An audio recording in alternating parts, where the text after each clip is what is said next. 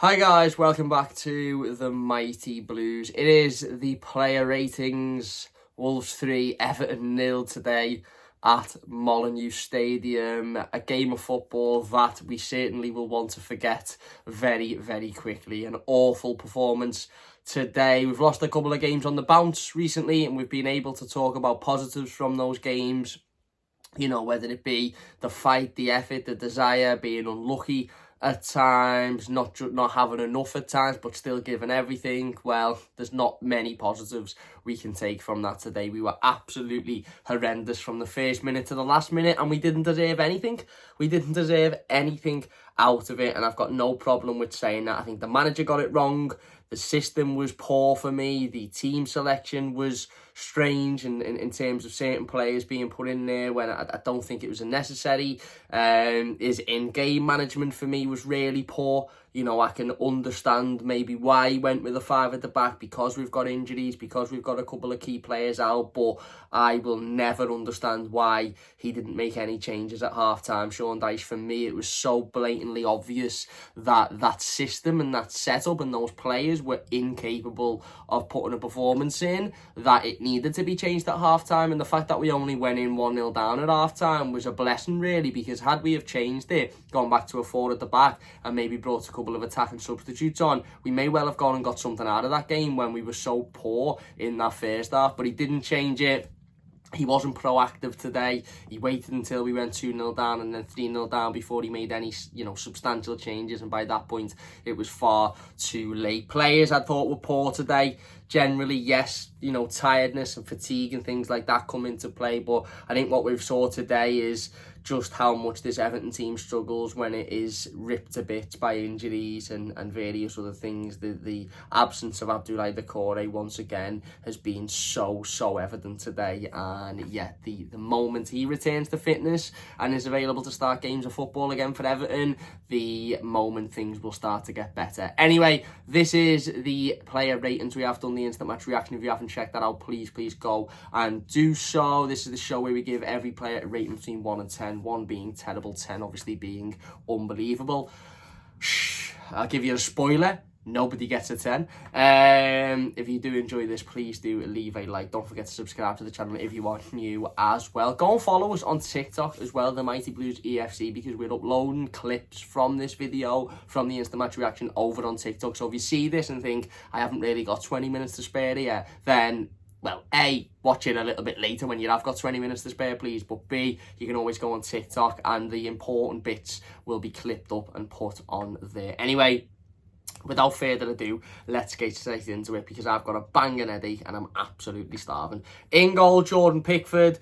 Yeah, again, not great by Jordan today. Not in terms of the goals we conceded. First one was unfortunate, I think done well, but ultimately it just ended up being scrambled into the back of the net. He did make a couple of good saves. He did make a couple of big saves in that first half. Second goal, again, I think is really poor defending, but not really much on Jordan Pickford. Third goal, similarly. But he had a couple of moments towards the end of the game where he was really rash, and some of his decision making was really quite questionable. As I said, Wolves had the ball in the back of the net 5 times today. 2 of them obviously correctly being ruled for offside, but defensively, had they have not been offside, they would have been 2 of the worst goals I've ever seen Everton concede. So yeah, I'm going to give Jordan a 6 today. I don't think he was dreadful. I don't think he was hugely at fault for any of the goals, but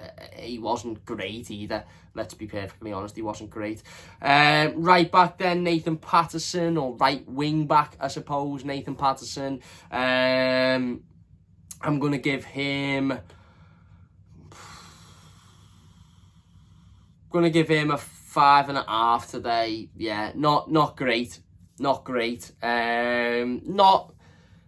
It wasn't awful. It wasn't like he was absolutely horrendous and everything he touched was a disaster, but just didn't particularly look comfortable. And you know what? It's very difficult when you do a player ratings video after a game like this, because for me, the manager is 100% at fault today, because the system in which he adopted for this game was so wrong. And I've seen this Everton side and other Everton sides over the years play really, really well in a forward at the back, control games, know what they're doing, work hard, and then the moment that formation gets switched to a back five for whatever reason, they absolutely capitulate and they don't know what they're doing and they don't understand the way in which they need to play. And I think that was the case today.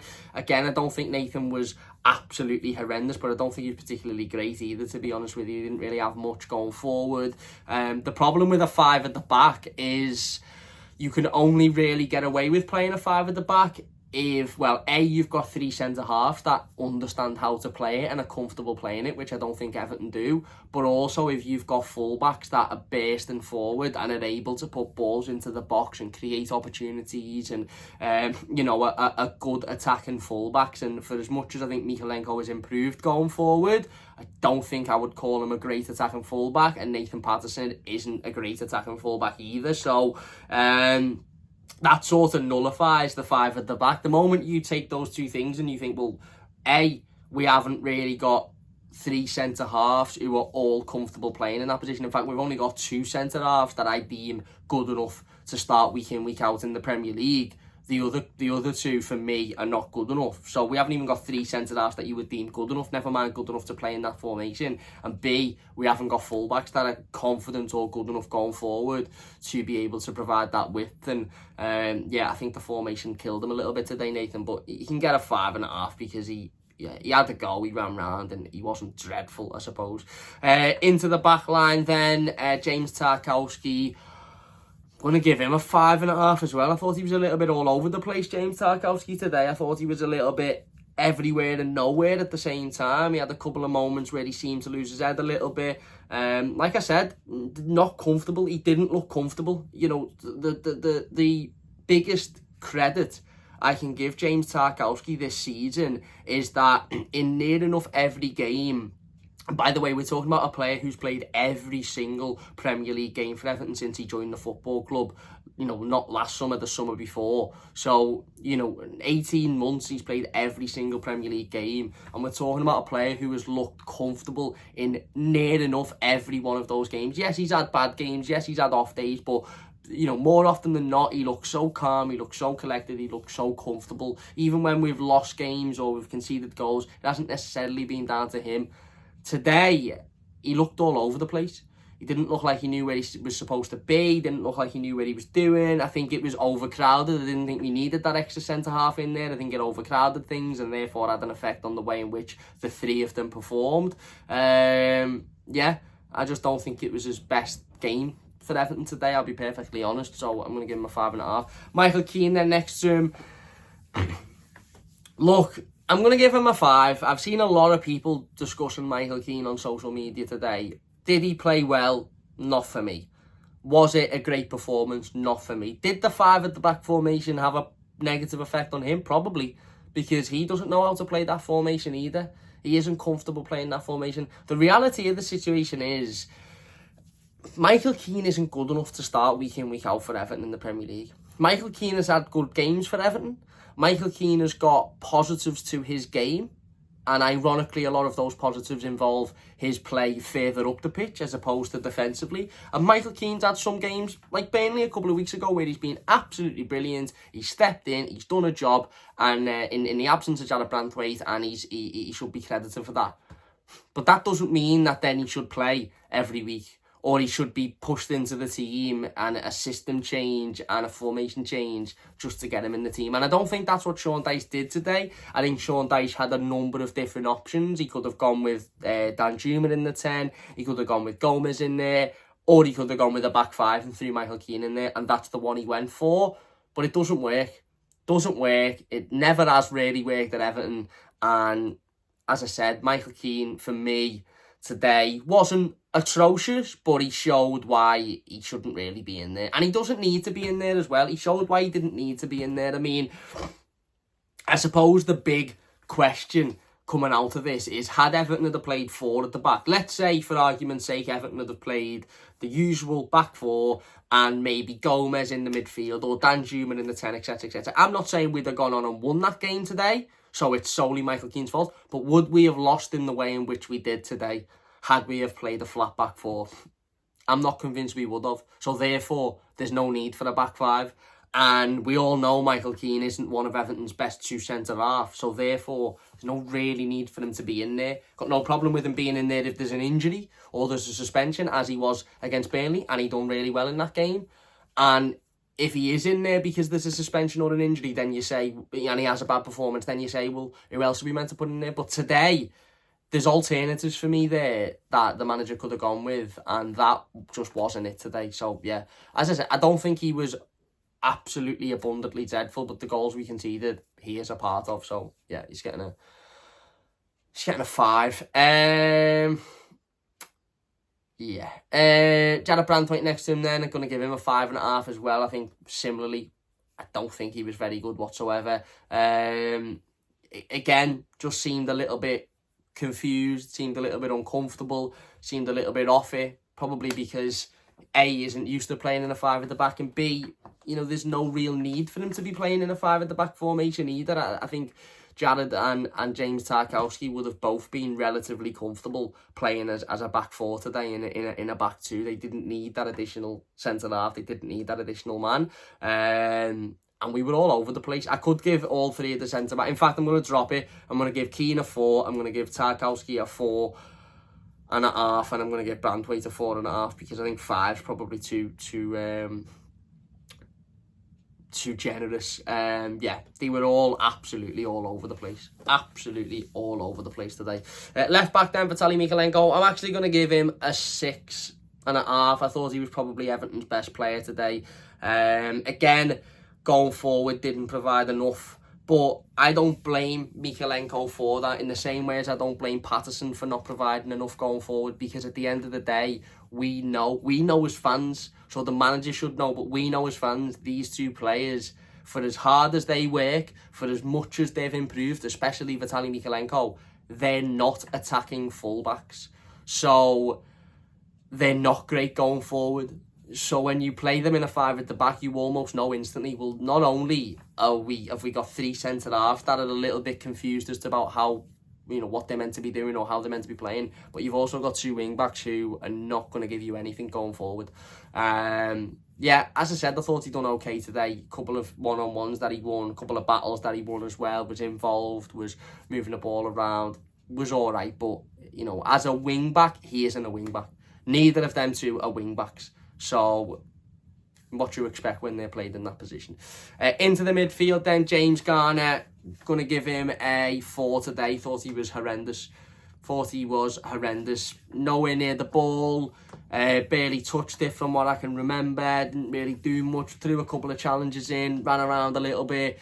But, yeah, poor for me today. And again, not having a go with him. He's probably tired. He's probably fatigued. He's had some unbelievable performances for Everton of late. But today, he was absent. That's the only word I can use. He was absent today. He wasn't very good whatsoever. Can't remember him doing particularly much well. A couple of neat passes here and there when he got it. But generally, for 90 minutes of football, the output was poor for me. Onana next to him, I'm going to give him the same, a 4. I think the both of them were equally as bad as each other. Onana had moments. In fact, I'll give Onana a 4.5 because he had moments where he showed signs. A couple of moments where he made a challenge. He had a moment where when it was 0-0, opening 5 minutes, we had a corner and a counter-attack. Then he ran about 60-70 yards to put Hwang Hee-chan off. And Hwang Hee-chan, by the way, had already rounded Jordan Pickford at this time. So if it wasn't for Onana, he'd have put it in the back of the net. And Onana ran sort of 50-60 yards to cut him off and to make sure that didn't happen. And then he went half an hour not doing anything. And then he had another moment where he'd win a challenge or he'd pick the ball back up and then he'd go another 20 minutes without doing anything. And yeah, again, I'm seeing a lot of criticism for Onana on social media at the moment, but I think it's only fair that we criticise everybody equally. And for me, he wasn't great today, and I'm not by any sense of the imagination saying he put a good performance in, but I think the both of them were very, very subpar today, very subpar. Forwards then, Dwight McNeil hit the post with a rifled effort, which would have been a great goal. Other than that, not much. Give him a 5. Suppose he worked hard, battled, put himself about, but other than that, not much. Jack Harrison, he's getting a 4 as well. Thought he was horrendous today. You know, we can talk about Amadou, we can talk about Michael Keane, but, you know, I thought, as I said, it's only fair that we're fair. And Jack Harrison, terrible. James Garner, terrible. Yeah, didn't offer anything today, Jack. Didn't offer anything, and that's been one of my concerns over the last few weeks. And if you watch this channel, you will know. Credit to him for the Manchester City game. I thought it was his best performance. He was getting involved. He got the goal. He was moving it well. But far too many times I've watched Jack Harrison this season, and he's flattered to deceive. And that's just my people. And I've said that before, and some people have gone, "Oh, Cam, don't know what you're saying. He's been excellent. He's been this." He always works hard. He always battles. He always gives everything. He always gives 110%. But that should be a bare minimum. And if Leeds United are wanting 20, 25 million for this player, then I'm not happy with Everton paying that because he works hard and runs around. I want more from him. Maybe I'm being a little bit harsh. And again, I'm not saying he's been dreadful or he's been awful, but today for me, he just didn't provide anything. He just didn't provide anything. And then Dom up front. Yeah, 4. I mean, didn't have much to do. Didn't have any real sort of...